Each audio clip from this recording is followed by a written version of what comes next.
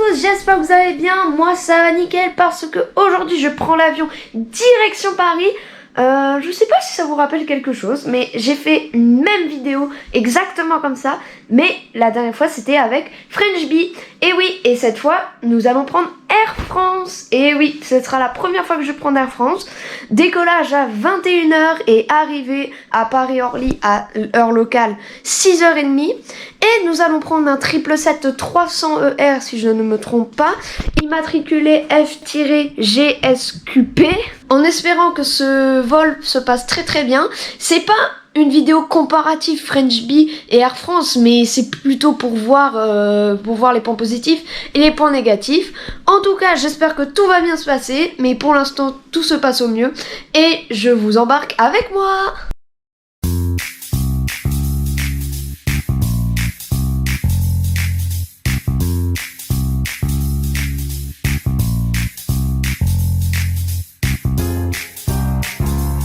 Pour commencer, je suis arrivée à l'aéroport et il n'y avait pas beaucoup de monde.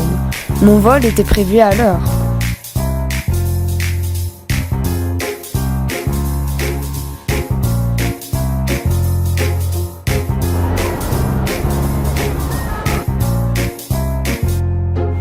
J'ai fait un peu de spot et j'ai pu voir notre avion.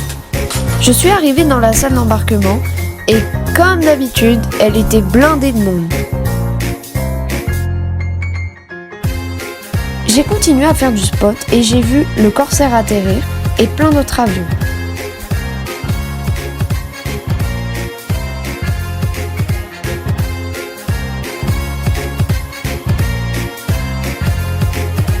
On a débuté l'embarquement et c'est plutôt allé vite. Une fois arrivé dans l'avion, j'ai donné une lettre pour le commandant de bord à un PNC qui a été très gentil avec moi. Je suis allée m'installer à ma place et j'ai été très content d'avoir la chance d'avoir les nouvelles cabines d'Air France.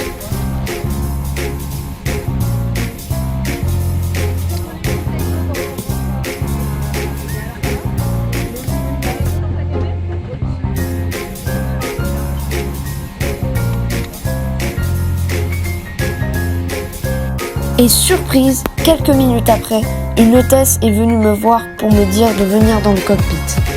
Avant de pénétrer dans le cockpit, on m'a dit des consignes à respecter pour le bien des pilotes. Et là, je suis rentrée dans le cockpit de ce 777-300ER et j'ai pu rencontrer le pilote, le copilote et le mécanicien qui ont été convaincus par ma lettre. Je leur ai posé quelques questions et ils m'ont répondu avec attention. Après, on m'a attaché et mis un casque pour entendre les communications de la tour de contrôle et du personnel au sol.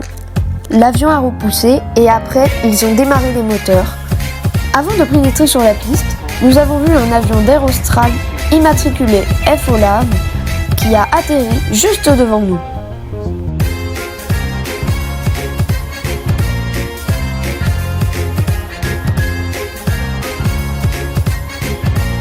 Juste après, on a eu l'autorisation de pénétrer sur la piste 12 de l'aéroport de Saint-Denis-Gillot et s'aligner pour mettre les gaz. J'ai pas pu filmer, mais ce moment était magique. J'ai été fascinée. Qui aurait cru ? Enfin bref, il était temps de dire au revoir à tous les pilotes qui m'ont accueilli avec grande gentillesse et de continuer le vol. Je suis retournée à ma place et peu après avoir atteint notre altitude de croisière, ils nous ont donné les plateaux repas. Le service est plutôt bon, mais les repas sont plutôt moyens. Je vous rappelle que c'est que mon avis.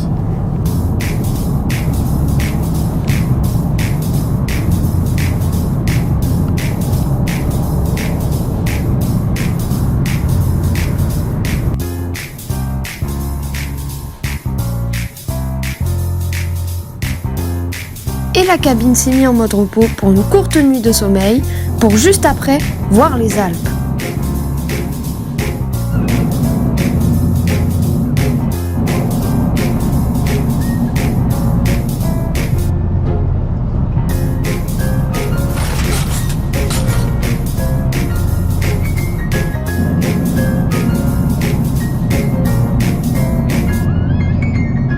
Une heure et demie avant l'atterrissage, ils nous ont donné une petite boîte avec le petit déjeuner dedans et il y avait plein de petites choses.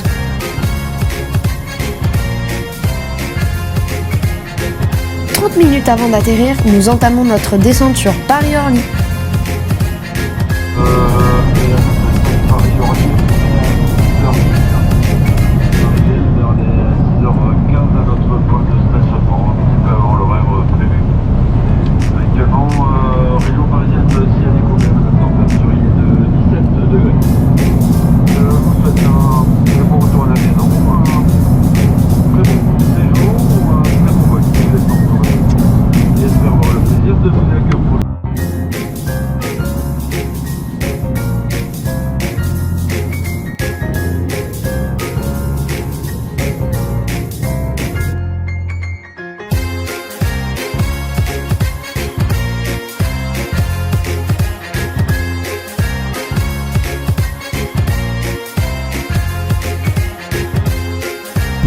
Il est 6h07 et l'avion atterrit avec 21 minutes d'avance. Ouais. Ça bouge un peu. On est tordu, tu vois, la caméra elle est tordue, donc il y a du vent. Prenez pause. Allez, c'est parti. Ah, on est trop bas là.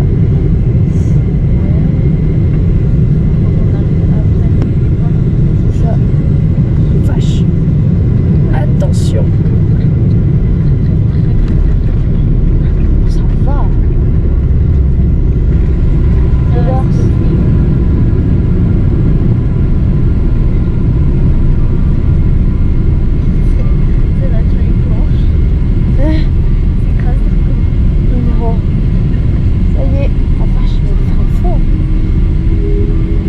Bienvenue à Paris-Orly. Le temps est maussade et la température extérieure est de 15 degrés.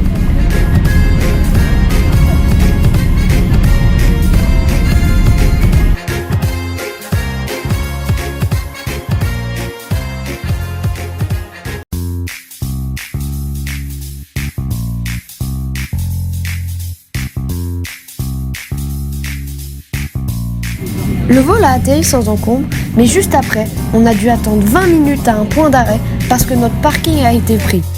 Ils auraient pu être plus organisés, mais les PNC ont été adorables.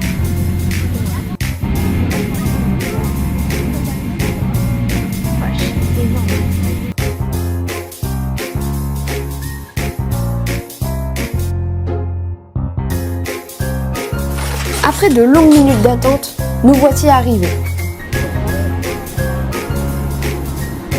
Merci beaucoup, Mathis. C'est avec plaisir. Tu peux leur dire au revoir de bon si tu veux. D'accord.